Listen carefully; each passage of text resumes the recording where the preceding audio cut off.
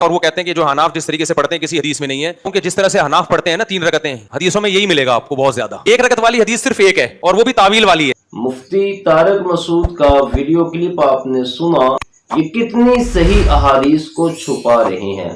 آئیے حدیث کی روشنی میں آپ کے سامنے وہ دلائل رکھتا ہوں جن سے ایک وتر پڑھنا ثابت ہوتا ہے. سنن ابی داود میں حدیث ہے، حدیث نمبر 1422 ہے. نبی کریم صلی اللہ علیہ وسلم نے فرمایا کہ وتر پڑھنا ہر مسلمان پر حق ہے.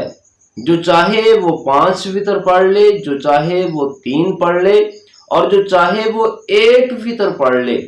تو اس حدیث میں واضح الفاظ میں یہ بات موجود ہے کہ اللہ کے نبی صلی اللہ علیہ وسلم نے فرمایا جو بندہ 1 وتر پڑھنا چاہے وہ 1 پڑھ لے.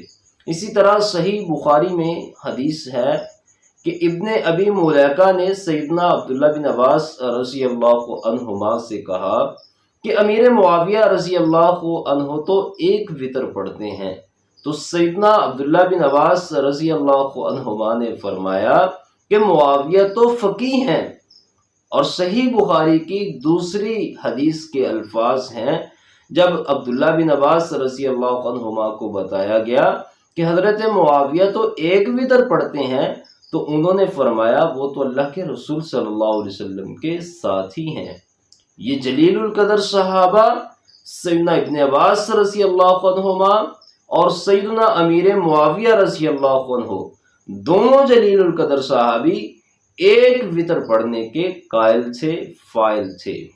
اسی طرح صحیح مسلم اور صحیح بخاری میں حدیث موجود ہے. اللہ کے نبی صلی اللہ علیہ وسلم نے فرمایا کہ رات کی نماز 2 رکعت ہے، اور جب تم میں سے کسی ایک کو صبح ہونے کا ڈر ہو تو وہ 1 رکعت پڑھ لے. یہ 1 رکعت اس کے پہلے کی نماز کو طاق بنا دے گی، وتر بنا دے گی. یہ حدیث صحیح بخاری صحیح مسلم میں موجود ہے جس میں 1 رکعت وتر کا ذکر موجود ہے. تو 1 وتر پڑھنا بالکل سنت ہے، اللہ کے نبی صلی اللہ علیہ وسلم کی سنت سے ثابت ہے. اور کئی ایک صحابہ اکرام رضی اللہ عنہم جلیل القدر صحابہ 1 وتر پڑھا کرتے تھے، 1 وتر پڑھنے کے قائل و فاعل تھے.